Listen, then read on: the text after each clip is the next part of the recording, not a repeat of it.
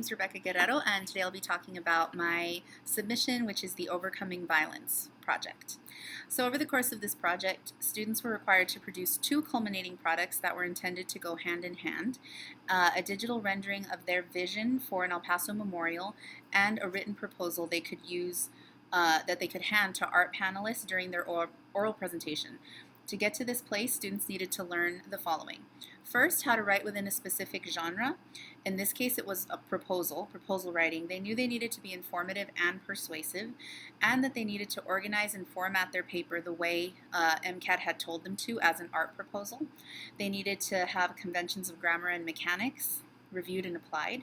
And to write an effective proposal, they also needed to understand their target audience and write with that audience in mind. The next thing was understanding symbolism. So in order for their memorial to have meaning, the design had to utilize symbols relevant to the El Paso community. Also had to understand how the written word paired with visuals and multimedia elements in order to make their design and proposal work together. And they had to learn how to work with digital tools to create a high quality design. So a lot of scaffolding happened over the course of this project. This was a 9-week project, so it really evolved over the course of that 9 weeks. To learn how to write within a specific genre, students practice writing in different styles in order to help them identify the major differences.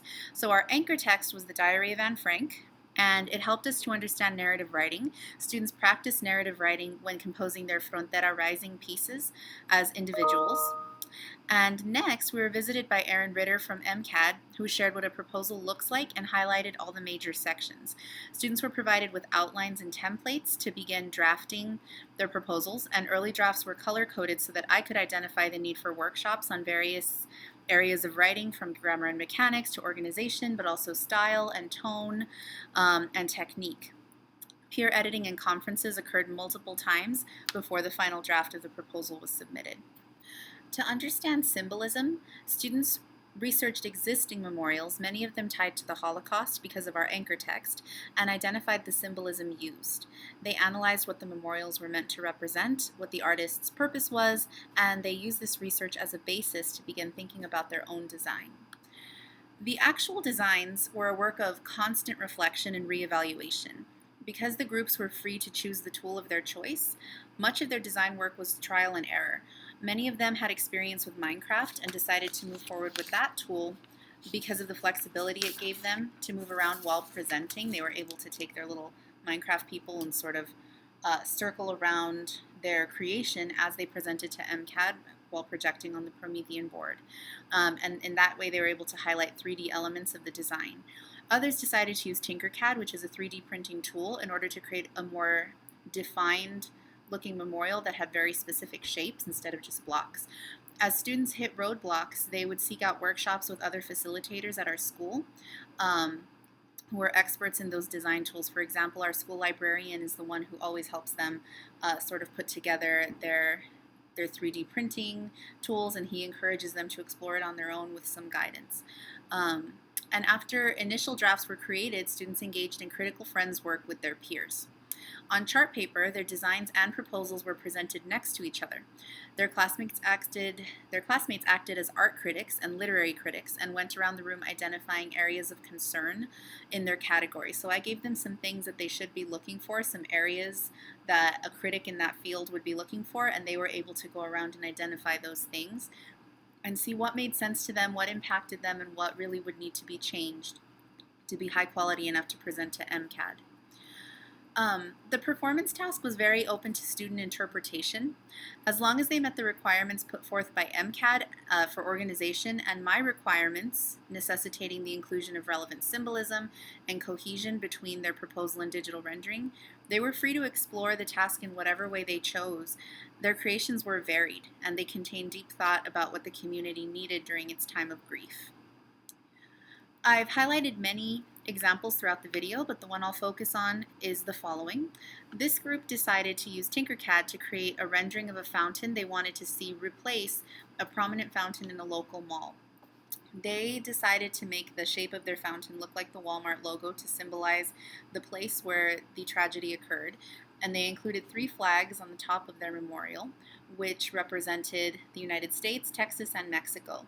So something that they explored within their proposal was the necessity to celebrate our bicultural identity and how we are a city of immigrants that includes people from Mexico and people from America. We have a military base. We are very diverse, and that's something that they explained in their proposal, and it paired well with their actual rendering. This group went through a lot of different phases. They had a lot of different fountain designs before they settled on this particular design. They started with sketches. They initially used Minecraft until they decided that the blocks were not going to allow them to do the Walmart logo in the shapes that they needed to, and they took critique from their classmates until they arrived at the design that they ultimately presented to the Museum and Cultural Affairs Department.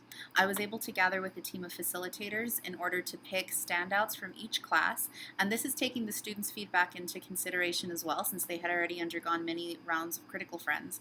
And the top one or two proposals from each class were able to actually present to an art panel that came from the city to hear the presentations. These were mostly women, actually, who worked with the city, which is amazing because we're an all-girls school and we always want to show them empowered females in our city. And so they came and they heard their presentations, and it was a sort of high stress moment for the girls. They knew that they were proposing work that they had really taken to heart for so many weeks, and the panel was very helpful, very useful to them. After they presented, they had a lot of praise for their symbolism, a lot of praise for the work that they had done. They had a lot of critique about budget and methodology, which the students afterwards were able to go back and reflect upon, and they noted that they had spent so much time on their design that often they had sort of put the smaller details aside or hadn't thought of them as completely as they should have, and they reflected on the fact that if a proposal really were to be accepted by the city, it would need to be really well thought out in all kinds of aspects, including budget and methodology. And so that's something that they expressed that they took away with them, that it's very difficult to present your work in front of a body of people that really knows what they're talking about, and to think about all the minor details that go into it. They were not able to present again to MCAD, since MCAD was currently in the process of accepting submissions from professional artists as well as other people from across the city, but their designs were accepted by the Museum and Cultural Affairs Department to use as a basis by which to start looking for professional artists. They were really looking for input from the community, and they assured students that their input had been recorded and would be noted whenever they actually move forward with the city's memorial. It's a long process, and we probably won't see an actual memorial in the city for another year or so, but this initial planning process is something that the students were able to put their 2 cents in and say what they think is important to go in El Paso's memorial.